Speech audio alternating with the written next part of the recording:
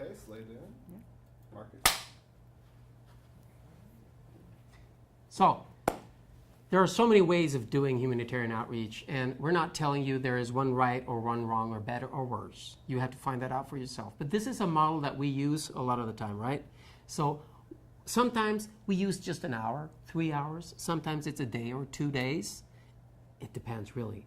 But we start by putting everybody on the map, by allowing the people in the group to say their name and why they're there, because it makes everybody feel seen and heard and belong to the group. And then we explain the basics of stress and trauma. Just simple. What are the symptoms that belong to this? Yeah, because symptoms can be so many.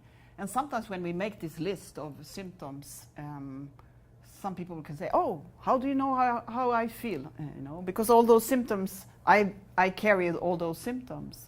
So it's a way of also recognizing that things that you think, some people even think this is how I am, but it's actually a symptom of what you have lived through. So we just want everybody to understand that there is a large list of symptoms. Some of them are emotional, some of them are physical because they manifest in our body after a while. So after that, we just get together everybody and we do a simple self-tapping. So we do the actual tapping and everybody follows, so they've done it once.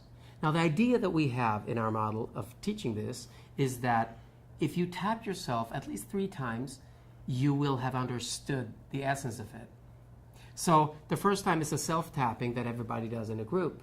And then we ask them to reflect. Did you feel anything? Was it okay? Sometimes if there's time, we ask them to connect to something before we do it and give it a number from 0 to 10, and 10 is a lot and 0 is nothing, so they can relate to a difference. But after we've gone through the first round, we usually ask them to tap on each other. Mm-hmm. Because this of tapping each other makes a completely different experience. Because when somebody is doing these techniques for you, on your body, it is different because there is somebody there for you. Somebody is caring for you. Somebody's touching you. And touch is connection, and connection is healing. There's also this that you can just relax into whatever it is that you need to heal. So all these components makes it, for most people, I would say 98.5 or 99%, a different and more profound release of symptoms of stress and trauma. Yeah.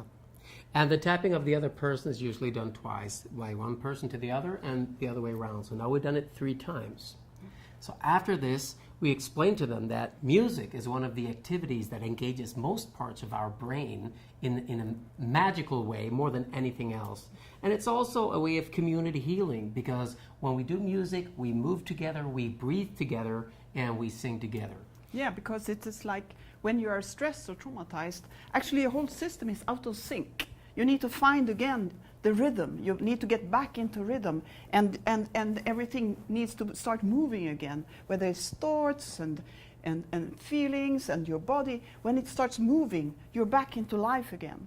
Yeah, and Bessel van der Kolk, with the book The Body Keeps the Score, the trauma expert we've quoted in several places here because we think his work is fantastic. He says that it's all about making people associate back into the now of their body in as joyful way as possible, so that they can relate to the memories as something else other than they're in right now. So that's why the music is really good and powerful.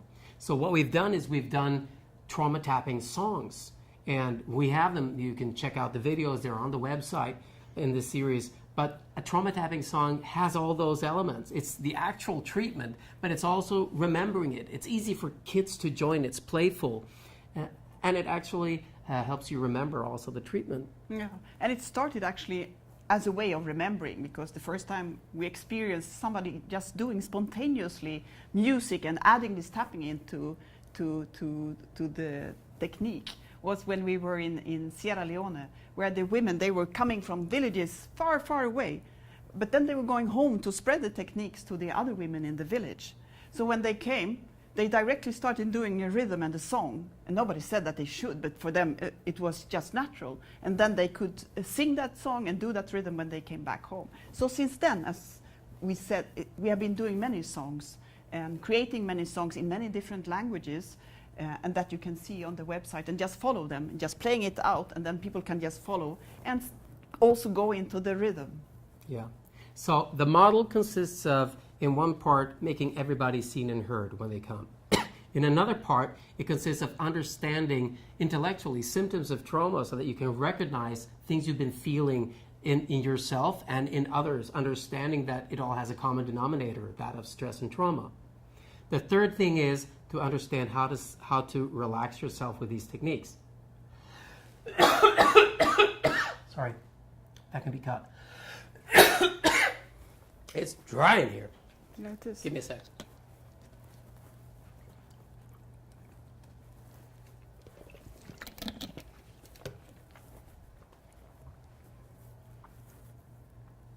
So the fourth thing is to do this on one another, to understand the empowerment and that actually you can be there for each other. And after that, the fifth thing is to do it with music and actually move and get it into your nervous system all the way around. So we find this has been a very helpful way. We found it's a model. It's been easy to scale. It's been easy to use cross-culturally in places where we don't speak the language. We do have somebody from that place with us, and they're helping us interpret the few parts that have to be spoken. Yeah, because the techniques that we are teaching are more or less wordless. So people don't need to speak out what it is that they have lived through or what their experiences are, unless they wanted to. But in the group setting, this is not necessary, and that is also for integrity very good, that anybody can bring whatever they have, just connecting to it slightly inside. Yeah, and this model has been used in survivor groups, it's been used in prisons, it's been used in refugee camps, and with trainers. In schools. And there's the question always, should we train trainers so they go out and then do the work with recipients, or should we train with the recipients? And our recommendation is you always do it everybody together. You have the trainers and the recipients at the same time learning, because we're all there doing it together. Yeah, because that is the most important. It is that we are here together. So don't being somebody who is an expert bringing something in, but we are here together, being this human community, and that we are working on things together. Because it's like us, we use these techniques almost every day, and that is just for everybody to use it every day. So it's not a difference between me and anybody else just because we come as trainers. No, we do it together. Beneficiaries, trainers, staff, whoever is there. Also to break hierarchies, to see that, yeah, we are all here together. Especially the leaders and the experts of that community, because everybody has to see and understand that we're in this together. So this is our model. You do your model, and you get in touch with us, send us a mail or something, and tell us about it. You know, we're curious, you know, and we're sure you're going to find something really good out there. Good luck. Good luck.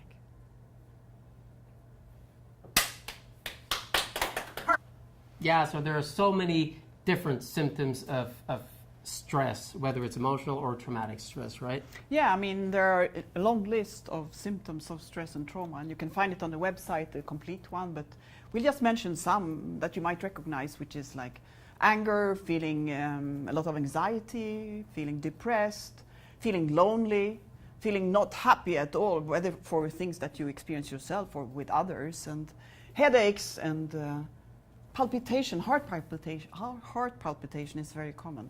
Yeah, and you might feel like you're walking in a bubble, you know, and people might feel these things. It's not like somebody will have all of these or it's important which ones. It's just they are examples of symptoms that can happen when you are walking with a lot of emotional or traumatic stress reactions. It can manifest physically. You can get constipation, you get diarrhea, you can lower your immune system, you can, like you're having the flu over and over and over again and you don't understand why.